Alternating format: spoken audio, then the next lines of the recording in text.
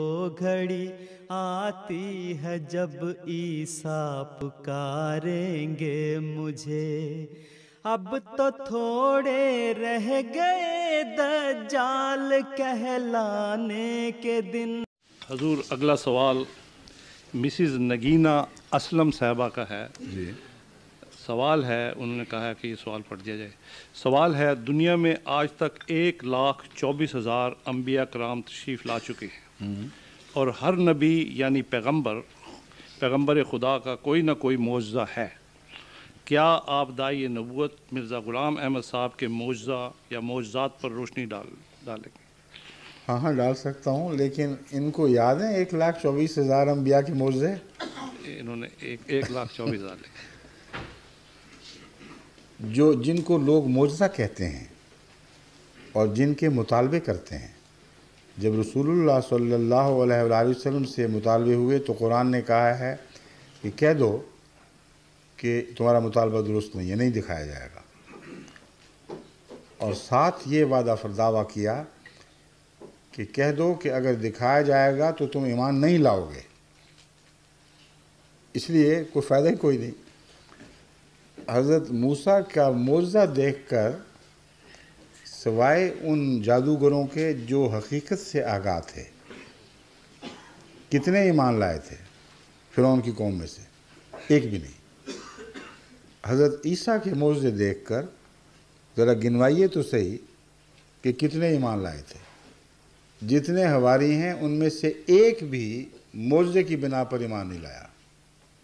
حضرت عیسیٰ کی منہ کی سچائی تھی، آپ کے دلائل تھے، اور اس کے سوا ساری عیسائیت کی تاریخ سے ثابت ہے کہ ایک شخص بھی حضرت عیسیٰ علیہ السلام کا معجزہ دیکھ کر آپ کا مومن نہیں بنا۔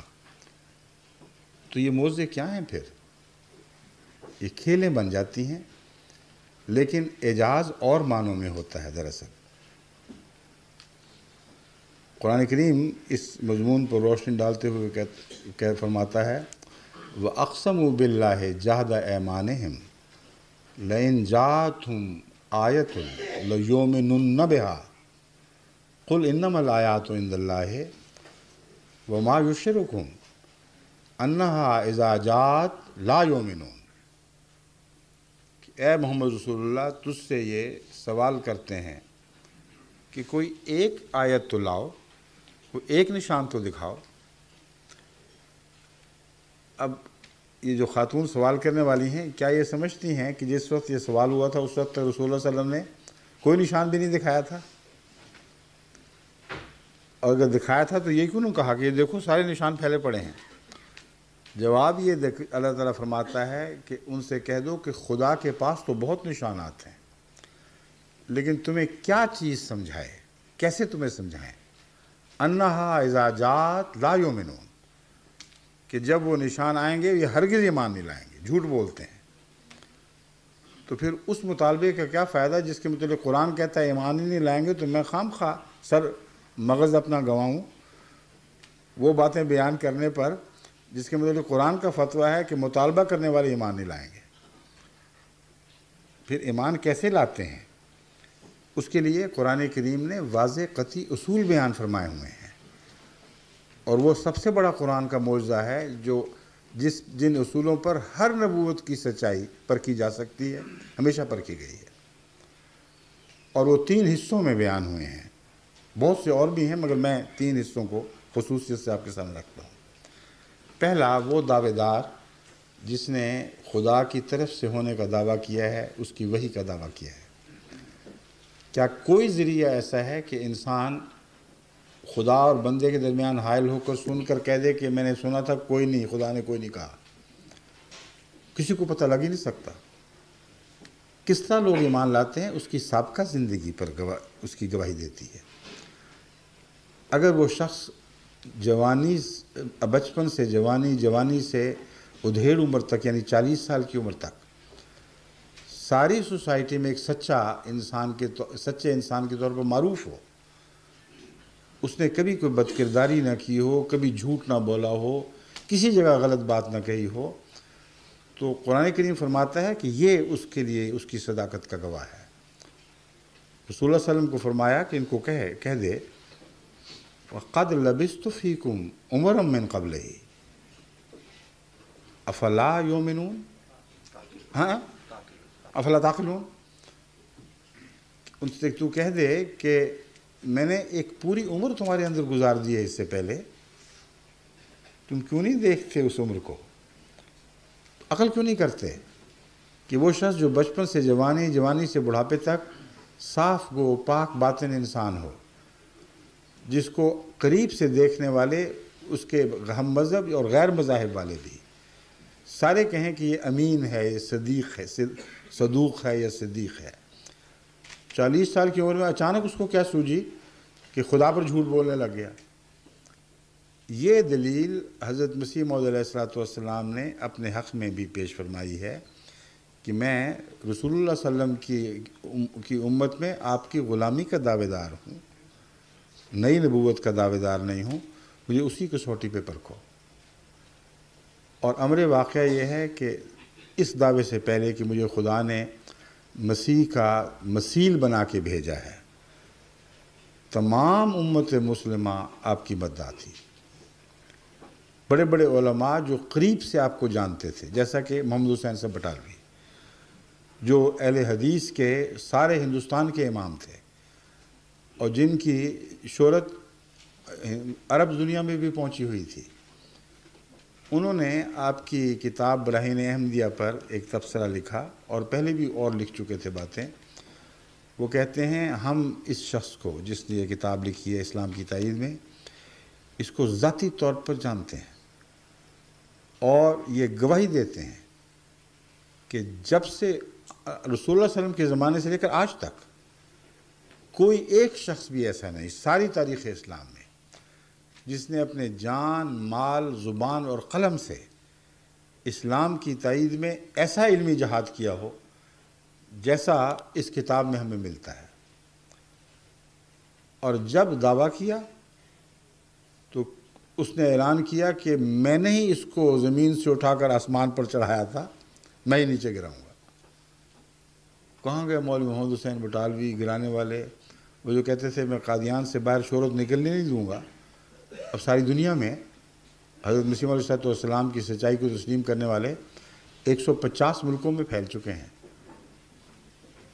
اور بھی دنیا میں مذاہب ہیں کثرت سے پھیلتے ہیں، یہ بات نہیں ہے۔ بات یہ ہے کہ ایک شخص جو اکیلا ہو، اس کی پہلی زندگی اس کی سچائی کی گواہ ہو، جب وہ خدا کے نام پر دعویٰ کرے تو اس کو جھٹلا دیا جائے، اس کا خاندان بھی چھوڑ دے، اس کے ہم مذہب بھی چھوڑ دیں، پھر خدا تعالیٰ اس کو یہ غلبہ عطا کرے، تو اس میں بڑی بھاری ایک صداقت کی دلیل ہے، اور اسی کو معجزہ کہا جاتا ہے، وہ حقیقی معجزہ جو قرآن نے نبیوں کے حق میں پیش فرمایا ہے۔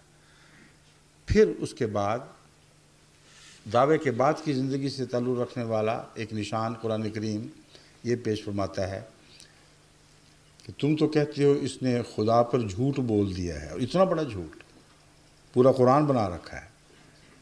ہم یہ کہتے ہیں، یعنی قرآن کی آیت ہے وَلَوْ تَقَوَّلَ عَلَيْنَا بَعْضُ الْأَقَاوِيلِ لَأَخَذْنَا مِنْهُ بِالْيَمِينِ ثُمَّ لَقَطَعْنَا مِنْهُ الْوَتِينَ فَمَا مِنْكُمْ مِنْ أَحَدٍ عَنْهُ حَاجِزِينَ۔ تم کہتے ہو خدا پر اتنا بڑا جھوٹ بولا، ہم کہتے ہیں اگر معمولی سا بھی بولتا اور خدا کی نمائندگی کا دعویٰ کر بیٹھتا تمہارے اوپر، تو تم سے زیادہ خدا کا فرض تھا کہ اس کو ڈسٹرائے کرتا، اس کو ہلاک کرتا، کیونکہ انسان کے بس میں تو یہ ہے ہی نہیں کہ کسی کی سچائی معلوم کر لے، خصوصاً جس کا پس منظر ایسا صاف ہو۔